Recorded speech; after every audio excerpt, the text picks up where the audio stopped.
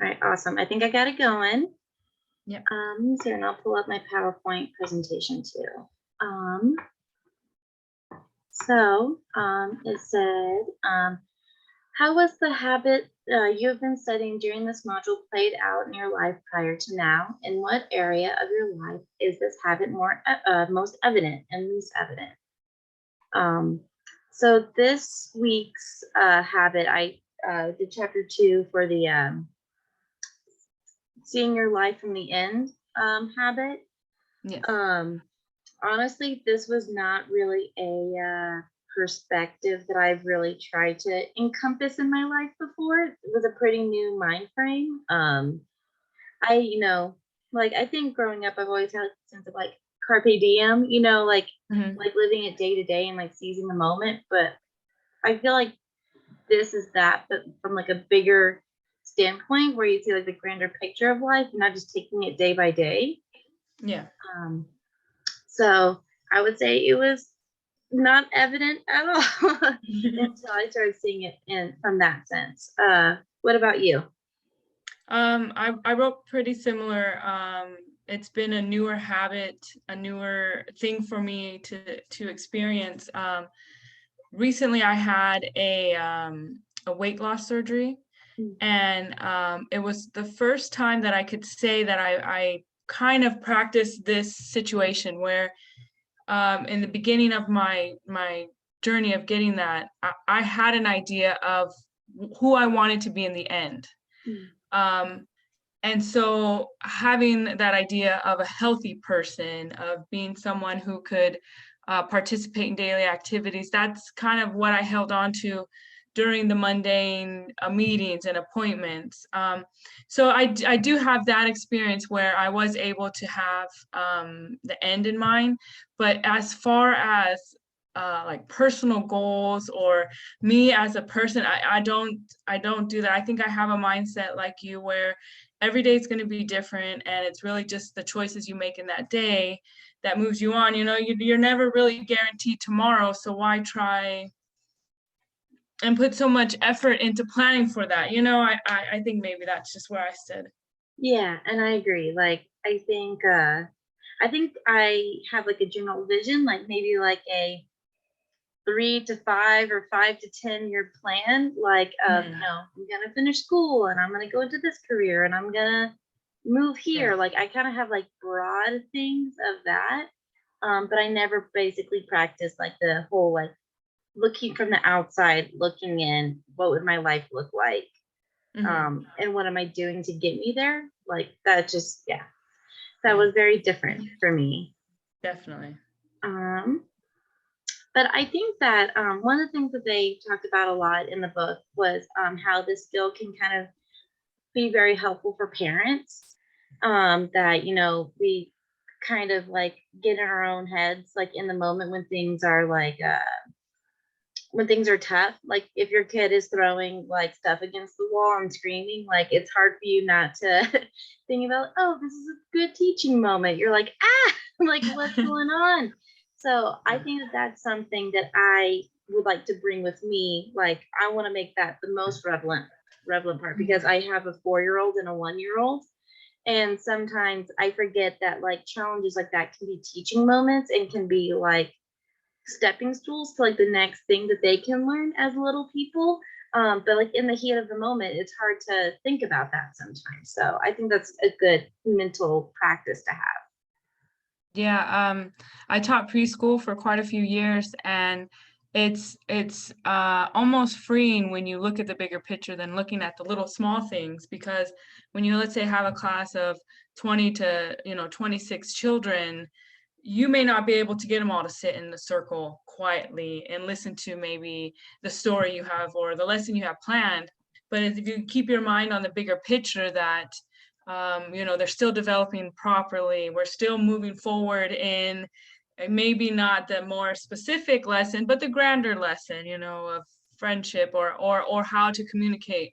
It's very nice it's freeing almost, because you don't feel responsible for every little thing, because you realize in the end they're gonna get it.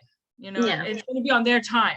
They're not going to get onto it when you want to, maybe per se, but when it's their time, they'll get there. And it's like a weight lifts off you, and you're like, okay, now it's more about having fun and enjoying those learning moments. You know, maybe not getting so stressed out that she doesn't have her jacket on. Well, Yeah.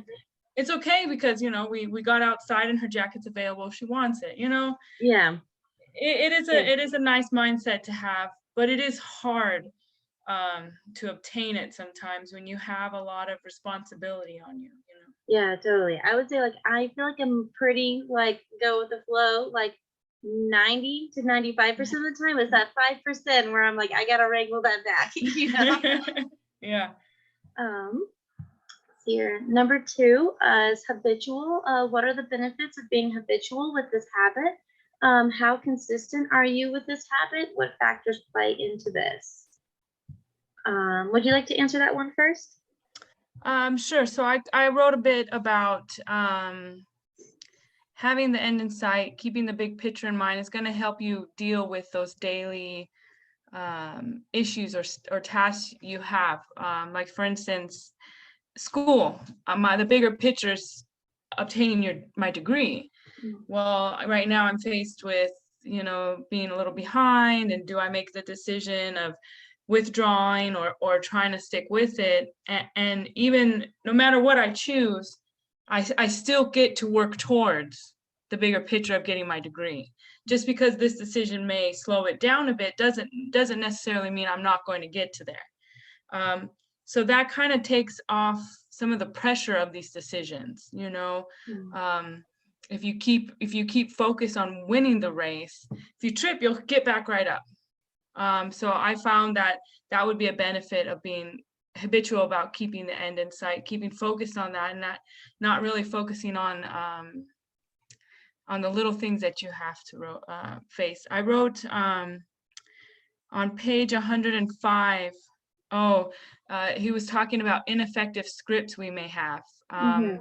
And I think that, you know, it's real easy to kind of paint that picture of what you want to be. But sometimes you might not even know what you want to be or where you want to be, because you have those scripts in your head of maybe you're not good enough or worthy enough, or maybe that things need to be done a certain way in order for you to be successful. I think those were kind of some of my personal ones, but I think that once, because he talks about keeping the end in sight will help you in turn to not worry about those scripts, because you're not worrying about if you're good enough, because you're keeping the focus on graduating. So I thought that that's going to be something that I kind of want to be habitual about.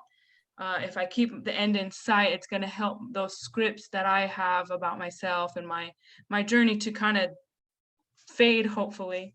And yeah, so it would help to turn and keep my focus on accomplishing my goals and not just the woe is me part sometimes you get into. Yeah, totally. And yeah, I have to agree with you in saying that, like, I think that just keeping the bigger picture in mind helps with like the day-to-day stuff, as opposed to doing day-to-day to macro. You're kind of do like macro to micro. Yeah. Yeah. And yeah, I agree. I think that's one of the big benefits as well. Here. So I would say currently I'm not consistent with this habit, but I think that it's something that I obviously want to bring more into it. I think that sometimes those scripts, like you were talking about, can kind of be, especially if it's a script that doesn't jive with your current goal, it's really important to assess that. And like going into like last week, so as long as you can be like proactive and realize that you have control over that, that you can take and leave as much or as little of the scripts as you want to best suit what you got to do, I think is an important like revelation to have, because otherwise I think you might feel like a little like hopeless and stuck. You won't be able to move forward. But I think that yeah, let's kind of always like reassessing your scripts.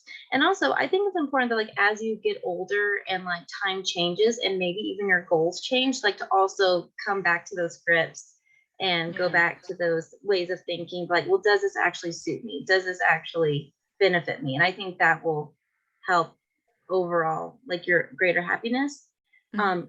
I know that I kind of suffer from like guilt if I don't do something, you know what I mean? Yeah. And like if I miss a day on journaling, or if I like miss a homework assignment, like I'll really like beat myself up over it. But it's obviously like that is a thing about like I learned like in school that doesn't suit me at all. Like it doesn't help me. Um, and so I think that like even if my goals were to change, or if I like have to take an alternative route, like I just don't want like that guilt to like dictate any part of my path, you know. Yeah. Yeah. Um, let's see here. Number 3 here, I'll skip down to that question real quick.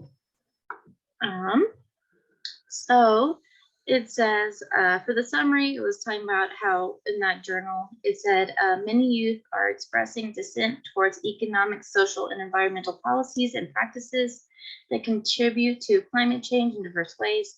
But clearly, not all forms of climate activism have the same impact or repercussions.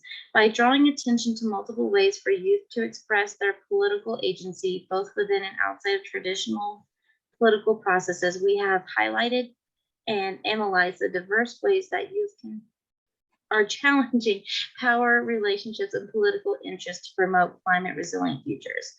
How might the concepts from the article Dutiful, Disruptive, and Dissent play into your work of beginning with the end in mind? I think that ultimately, like this in the article, it talked about how it brought up those scripts again. I don't know if was because like they were like directly referencing like this book, but I thought that was really neat. But Mhm. basically, it had to start with the students like finding the methods that work for other people and how they could plug it into themselves. And I thought that that was a really good parallel that could obviously be applied to like this project as well. Um, I'll obviously share my mission statement in a little bit, but my thing is all about like advocacy for homeless youth.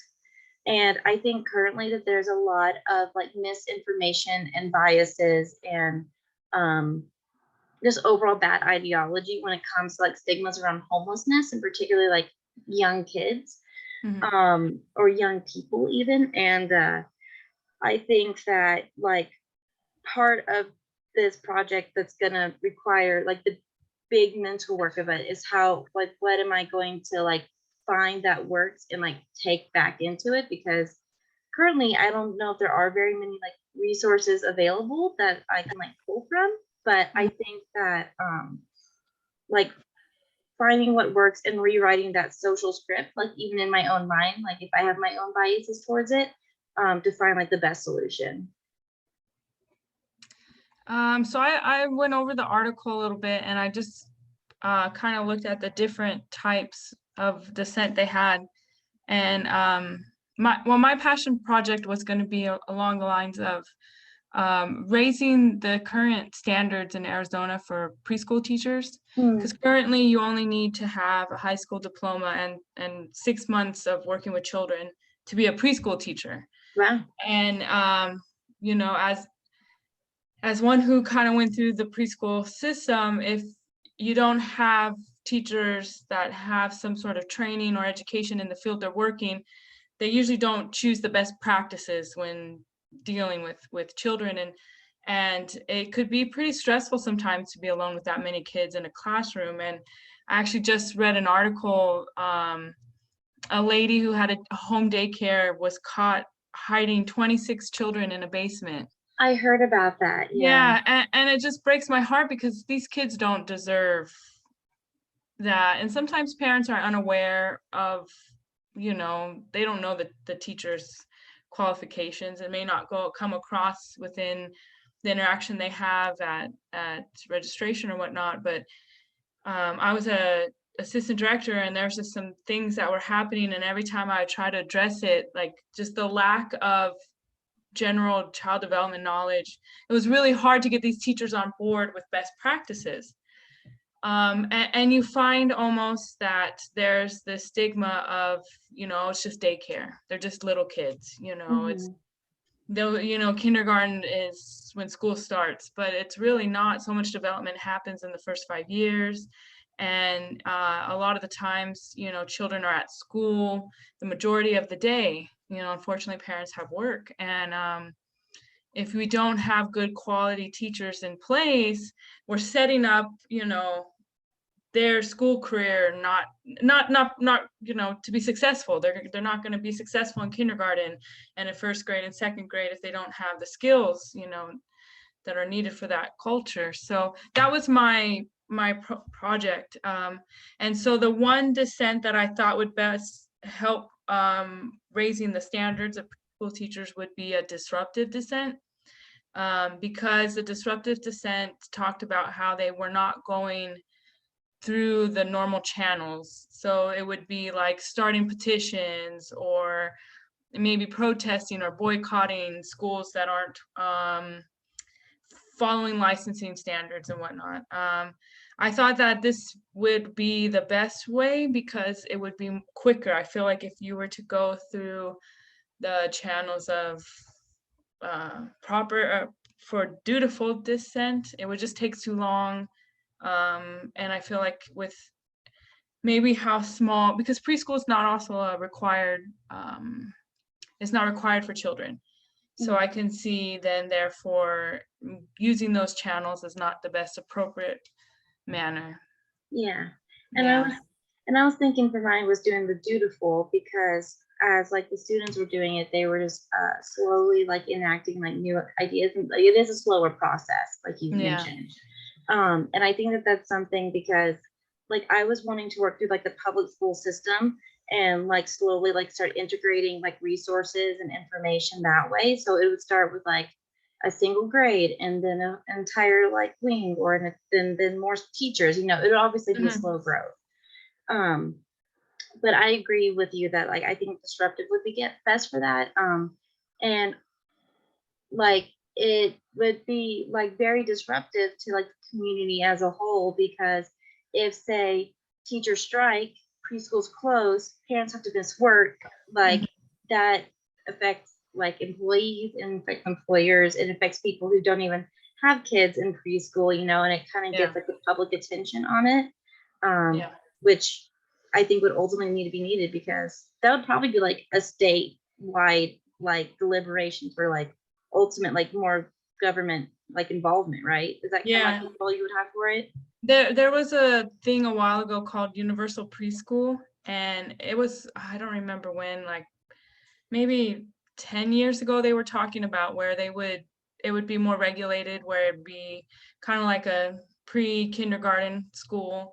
And at first I was opposed to it because, I was the teacher who just came in, did what I needed to do and left. I didn't have, it was just a job. And once there becomes a certain level of professional development, you take pride in it. This is, my classroom, and a little bit more education. You understand exactly what you can do for these children. I was all for it, because then there would be a standard. Sometimes you would get different teachers who have different things that are important to them. So you can have a really high academic teacher where all they teach is how to write your name, how to sit, how to do this. And then you have more of the happy-go-lucky, where no, we're all happy and family and playing. And so there's not a standard of what is to be taught or how to teach it. So it does give a lot of wiggle room. But I really think that there needs to be some standards. There needs to be some baseline.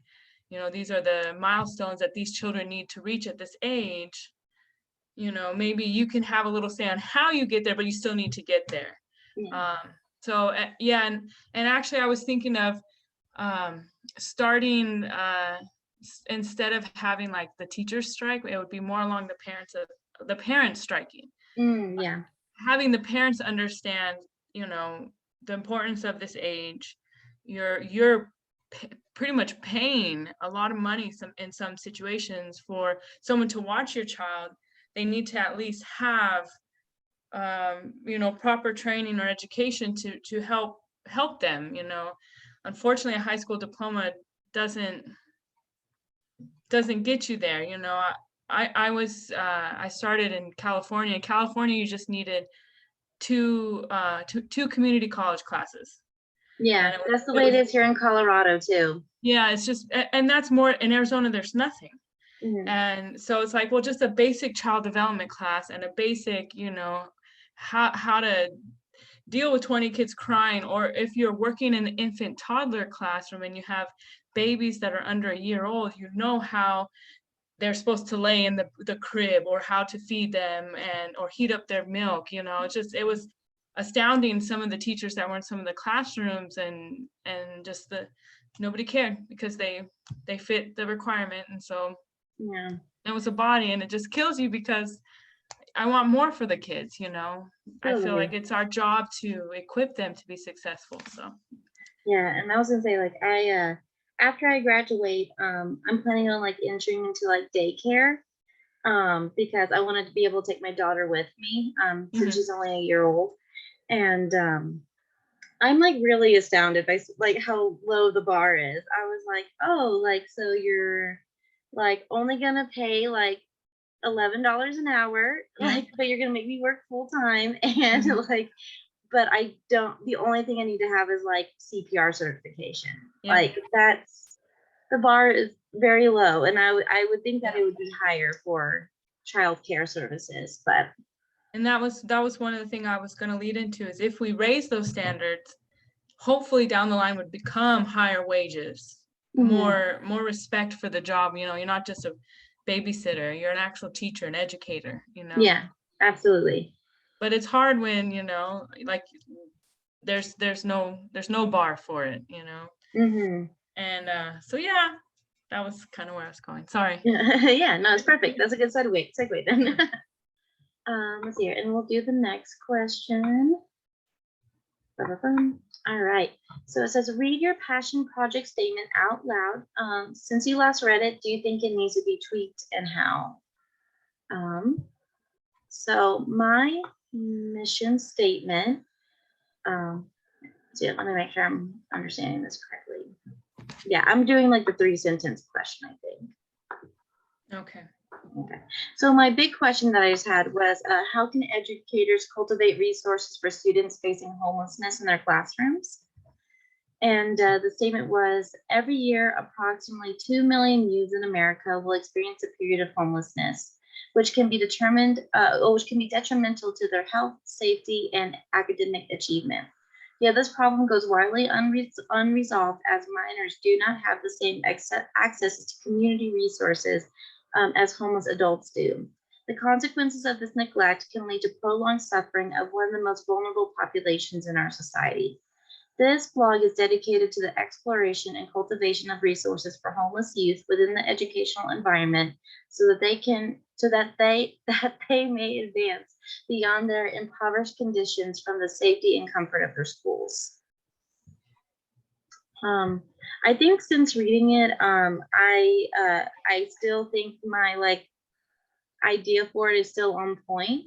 I think that maybe I need to like maybe hone in more about like who the youth are. Like, are we talking about like small and like young children, or like high school students, or even like young college students? But I think maybe honing in, like saying like, oh, this is for K through 12 students or young adults. I don't know.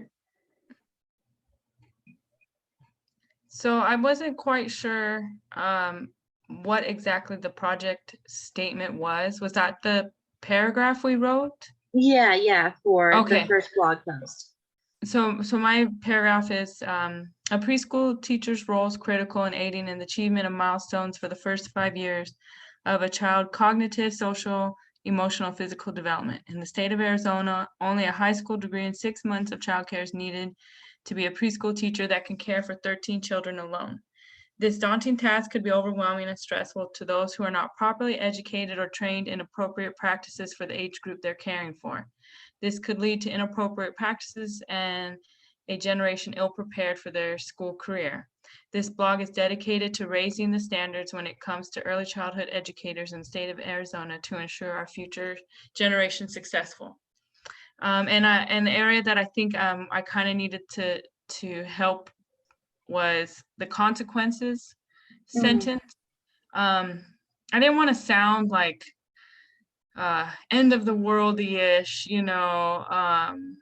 or too pompous that, oh, I'm this highly, I didn't want it to sound like that. So it was hard for me to find the proper word. So I just kind of went with that.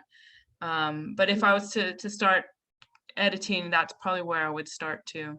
Yeah, I think it could also you could also play to the feeling of this is not only servicing the children and the parents, but this is also servicing businesses.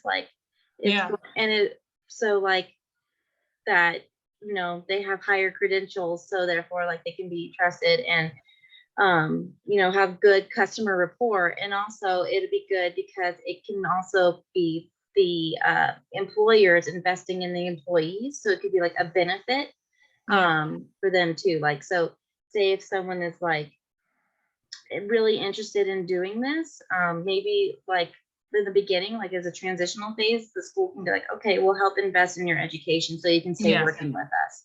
Definitely. So I think that could be the consequences are an under provided and an under supported staff and family base. Yeah, that's a good way to look. Definitely. Let's see here. Go back. I have number 5 for relevancy. How might adopting this habit strengthen your advocacy efforts? I think that utilizing this habit will be helpful because it'll help me kind of not get lost in the grass. When they were talking about you're just cutting through, trying to get through the underbrush, and then you realize you're not even in the right place. I think that this will kind of help give me a bigger point of view of what's actually going right and what's going wrong. Because I think sometimes, especially for advocacy work for a group of people that you don't belong to, I'm not a homeless teenager. I may not know what's best. I may not know what supports are actually needed. And I might feel lost on a tangent thinking that this particular resource or this particular support is where I need to focus my attention, but it may not be. And so I think it's important just to keep your eyes open, your perspective open, so that you don't get lost in what you think is best. Yeah, definitely. I kind of wrote along the lines of not every, when starting out, if I was to get serious about this and it was to come into effect, not everyone's going to be happy about it. Because it eventually is going to mean some teachers can't work there if they're unwilling to get the higher education, or now I have to pay the teachers more because they have higher, degrees and certificates. So if keeping that end in sight of the quality that a classroom can be, the quality that a teacher can bring to a classroom doesn't necessarily mean materials or furniture, but when you have a good teacher, educated teacher that knows how a child needs to develop, it doesn't keeping that in mind sight is going to be what gets you through maybe the difficult conversations you might have to have with employers or even parents. Yeah, that's kind of what I wrote. Yeah, when you're thinking about basically the kind, you said, not everyone will be happy. You might receive some pushback on it. What I don't know, what direction do you anticipate would have the most pushback? Do you think you'd have the most pushback from the employers or parents or I think it would be employers, because some employers themselves don't have child development or knowledge in the field. It's a business, and some people come into this field with a business mindset. I'm here to have children in a classroom because I want the revenue of tuition. well, if now, now I'm paying my teachers more and giving them better benefits because they are highly educated, my personal revenue is going to decrease. And whether that means now I have to raise tuition costs, which in turn might upset parents because they already pay a lot of money for some preschools.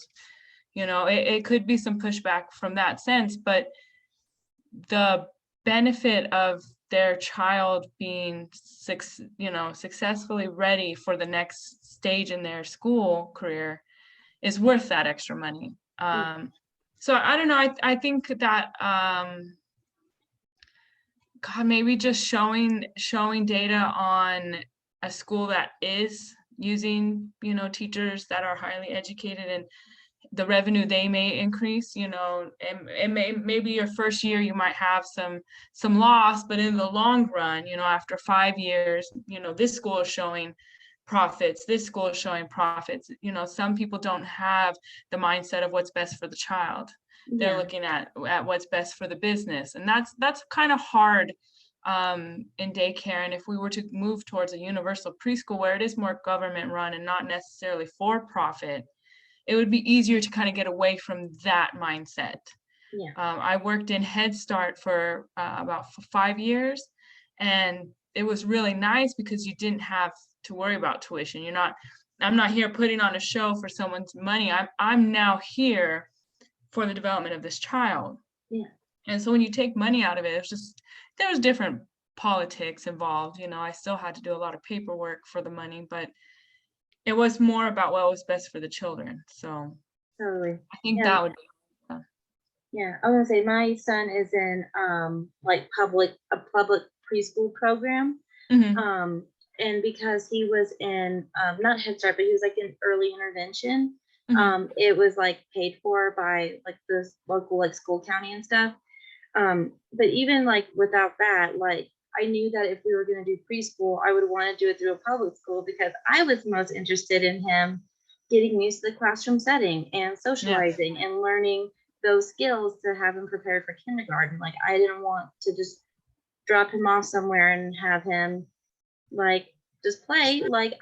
That's fun. I'm glad he would enjoy that. But if there's something more that we can gain from that, then that's where I'd be more willing to put my money in. And so I think a lot of parents feel that way too. So I think that would be like a good, like, hopefully a good way that employers could be like incentivized a little bit more, that they can charge more because they're giving more.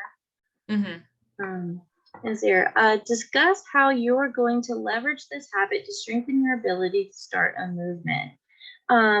In the beginning of the chapter, they were talking about how basically like there was there's the two creations, the creation like in your mind and then the creation that's physical.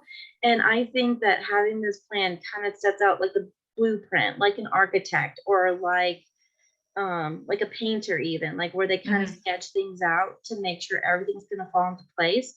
I think that this habit will just make everything way more organized and a lot more effective because I won't be trying to scramble to pick up the pieces where I fall short or anything like that. So me and my husband just came back from our honeymoon, and congrats. Thank you. We had to do a lot of things that we're not used to doing here in America, and one was public transportation using like trains and subways. And so we would get like not stressed out, but like the night before we'd sit there and kind of figure out, okay, so we got to be at the train this time, so we want to leave at this time, and we kind of create an itinerary for the next day. Now, it was hard at first because we didn't know, okay, should we get at the train station an hour ahead, 10 minutes ahead? And I'm used to like, well, no, you get 2 hours ahead. So, like an airport. So we've never experienced it. So we created this itinerary for the next day, and we go and we follow it, and we get to the train station about 45 minutes before our train, and we're sitting there for half an hour staring at the list of trains, and trains don't come in any earlier than 15 minutes before.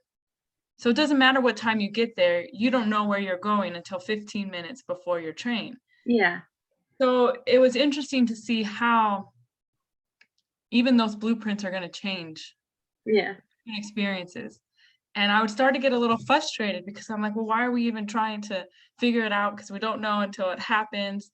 And there's this thing I tend to worry a lot, and I tend to imagine the worst case scenario, and I go into the routine of what would I do in case this happened and this happened, and I would tell myself, oh, it's so I could be prepared. And I was actually encouraged to stop doing that because in a sense I was told you're reliving that situation twice. The Mm-hmm. first time you do it, you're getting all flustered and your emotions are going and you're getting worried and your anxiety's going up, and you haven't even gotten to the point where you have to deal with it. And then Mm-hmm. you get to the situation, and now you're all anxious and you're all worried about it.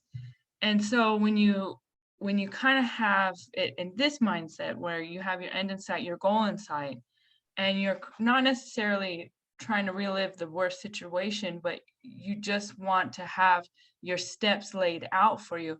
It was a nice change to that kind of thought process. So maybe I don't need to think of the worst situation, but I can definitely have a blueprint of how I want it to play out, what my goal is, or what is the end I want to achieve in this situation or whatnot. So I like that part too. That was a good part of the chapter for me. Yeah. Yeah. I think when I was younger, that was very much like my mindset. Like I was an anxious teenager, and I think it was because I felt like I didn't have much control over things, so I just thought a lot about them. Mhm. But like, I agree. Like, I think that like having like this like positive goal in mind helps kind of like just keep the thoughts organized and keeps like the goal organized. Mhm. Because yeah, when you can let your mind go off into its own thing, it can be a Yeah, little yeah, detrimental. definitely. Um, we're on the last question. It says, how can this habit help you enlist new stakeholders or stakeholder groups to your passion project? How can this habit help you elicit specific actions from stakeholders? How can you leverage this habit to help start a movement? Um, so this habit, so I think like whenever you're trying to elicit like new stakeholders or like get people interested in general, like they want to have like a mission, like they want to see the same shared goal, and they also want to make sure that it's like feasible, that you're not just flying by the seat of your pants, like trying to make it work. And so I think that this will help you like initiate this passion project to be more like sustainable and to be more presentable and to be more accessible to like other people around you.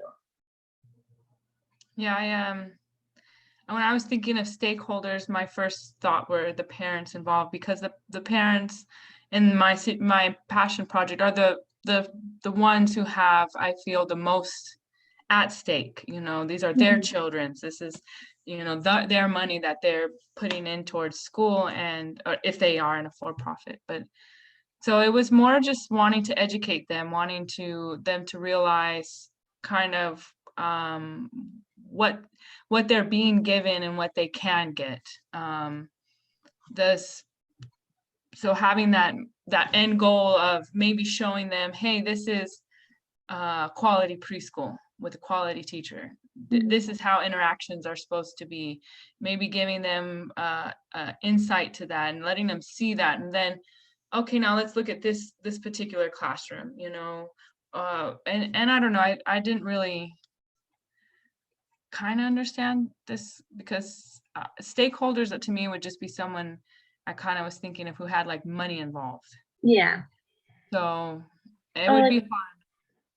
I also think that like the people who would be like most impacted, Mm, um, like when I was talking about it like last week, kind of my mindset for it went towards like the teachers.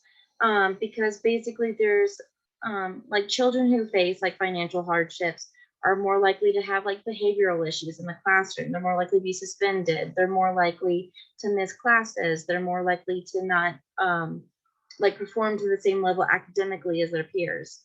And so obviously like this is obviously like the worst part of it is the children, but they don't have the ability to change it. So ultimately the people who would need to help like and participate this, they need to be able to see the benefits of it and be like, look, like superintendent, like you're gonna get way more like money if you make sure all of your children are in the classroom. But if you have a 5% like poverty rate and you're having a hard time keeping those impoverished children in the classroom, you need to allocate resources that'll be both beneficial for them like emotionally and physically, but it's also going to be beneficial to like the school like receiving the proper funds, you know. Yeah. So that's kind of how I interpret it, is that the people who would benefit from it the most. And so I guess from like a bigger like system point of view, I thought about it more of like how the school would benefit. Yeah, I think the parents and the children would be the biggest and also the teachers too. Oh, sorry. Also the teachers too, because then they, like I said, it could lead to higher wages, better benefits, training. I mean, if the staff were to be given, you know, the training they need and the education they need, that would benefit the teachers as well. It'd make teaching a lot easier. Yeah. Like that situation, it makes me think of for about a year, like 5 years ago, I lived in China as an ESL teacher, and all I had was my associate's degree and some experience teaching kids, but I never taught like professionally, like in a classroom, like academically. I had always taught dance. I was a dance teacher like all throughout high school and college. But they were like, yeah, that's enough. Like, come on in. Like it was so like I really, but I had a real passion for it. Like I brought a lot of ESL books with me, and like I studied a lot of the older teachers and got their resources, and I really devoted myself to be like a better teacher. Like each time I would go through a unit again. But I knew that some teachers were there just to travel and just to experience China, and whether the kids learned something or not, well, whatever, you know. And basically in the end of my first year, I signed a contract to come to keep going, and basically the government of China said that from now on, all English teachers, all ESL teachers that work for private commercial ESL schools have to have a bachelor's degree. And because I didn't have that, my school was like, your contract's now void. We're buying your airplane ticket back home. And there was really like no avenue for me to do other than to go back to America, maybe try and get my degree and go back. But I decided to start a family instead. But I think that my career path would have been different if I had been given the resources. Like if I had given like the tools to stay there, get my degree, continue working, like I think that would have been more of an option for me.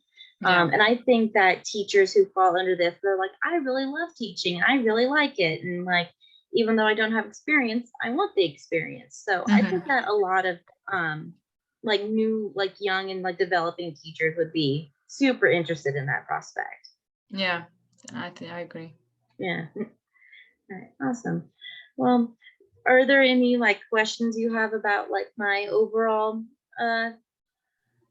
or like anything that stands out to you about like my mission statement or the overall path? No, I think you have a great idea that's definitely needed. And I think the route that you're going to go through trying to get it would be great too, starting with the classrooms and the teachers. Yeah, I think basically you would have to start by like assessing local schools, like seeing what the actual like populations are and things like that, and doing like surveys and stuff, like the hard tedious work of figuring out what's actually needed, and then starting from like teachers. Would you just start with your general area, or would you do like a bigger state? I think I would try to do it in my general area. I actually did like a research thing a couple of years ago, not a couple of years ago, last year, on like the homeless population of my county. I live in a suburb of Denver, and the county is called Jefferson County. And I basically learned that there is not a homeless shelter in my entire county, and it encompasses like many cities. Like it's, I think like the second or third largest county in the whole state. Wow. I mean, there's like domestic violence shelters, and there's like emergency shelters. Like if your house burns down, like that's something you can allocate to the district, but there's not specifically a homeless shelter. And so people would be having to commute all the way into like downtown Denver County to seek those resources. And even then they're on wait lists. Yeah. So it seems like that there's already like a big need in this particular county anyway. Because if there's not homeless shelters for the adults, then there's even less resources for the kids. Definitely. Yeah. And obviously, like, I think there's a lot of like advocacy group being done through like community centers and like churches and things like that. But if you don't go to church, and if you don't like attend those things, and like if you're a youth just trying to get it day by day, you just don't have the information to access those things. So do you guys have like a boys and girls club out there? In Denver, we do. In Denver. Oh, okay. Yeah, because I was even looking at that. There was like not even like a boys and girls club. There are two in like the main Denver metro area. But yeah, there's not within the county, which it's needed. Yeah, definitely. Yeah. Yeah. There, I think we got all the questions. Is it cool if I go ahead and end the recording? Yes, ma'am. All right, cool. Thank you. Let me see here.